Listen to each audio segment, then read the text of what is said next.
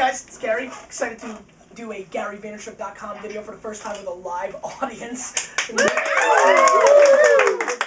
tweet up here at the store. It's a lot of fun. We're having a good time. But I wanted to talk to you guys about something that I've been thinking about forever, and I finally wanted to do a little video about it. And it's talking about sitting on assets and eyeballs. There's a company that's doing something that I think is extremely smart. And it's not a company that I would say has the hottest brand equity in the space. And it's not even a company that I'm quite sure, health-wise, where it's going as a business. It's kind of going out of the Time Warner wing and its own. And that's AOL.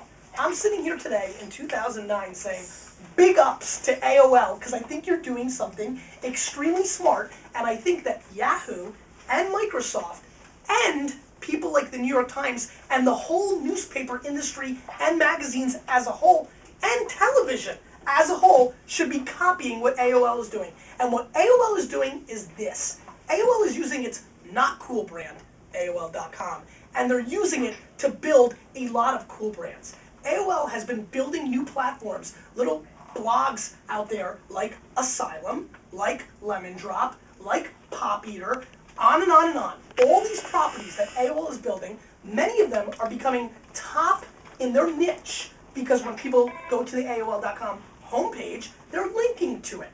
And they're building up these assets that don't have the negative brand taste in their mind.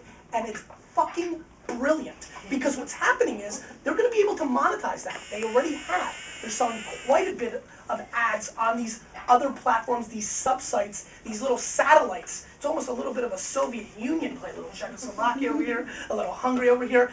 And it's quite smart for business. I really think that Yahoo and Microsoft, with their mothership homepages, should really consider going after that, as more and more is going to become about filtering and niche and hyper-local. These guys have massive eyeballs, but they're losing them every single day.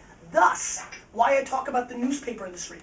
My opinion, the New York Times, every day on the front page should be plugging, and it doesn't have to be Tokyo and Times Square. It can be subtle and classy. But if they've got an article about there's daily politics that AOL just launched. I don't understand why the New York Times in the Wednesday food section doesn't have a little box that says, to see more about this, go to dailyfood.com or whatever's available, or foodforloversoflovingfood.net. I don't care. What I care about is they have eyeballs. Still, a lot of them. Less than they did before, and a lot less than they're going to have.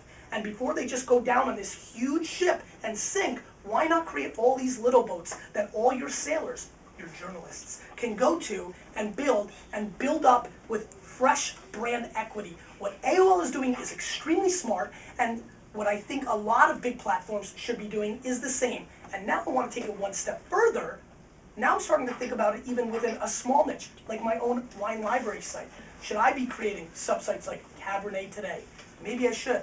Maybe I will. And maybe you have a lot of eyeballs that are maybe kind of going in the wrong direction, or maybe you're not as happy with the brand overall, or maybe you're passionate about a niche within that global play.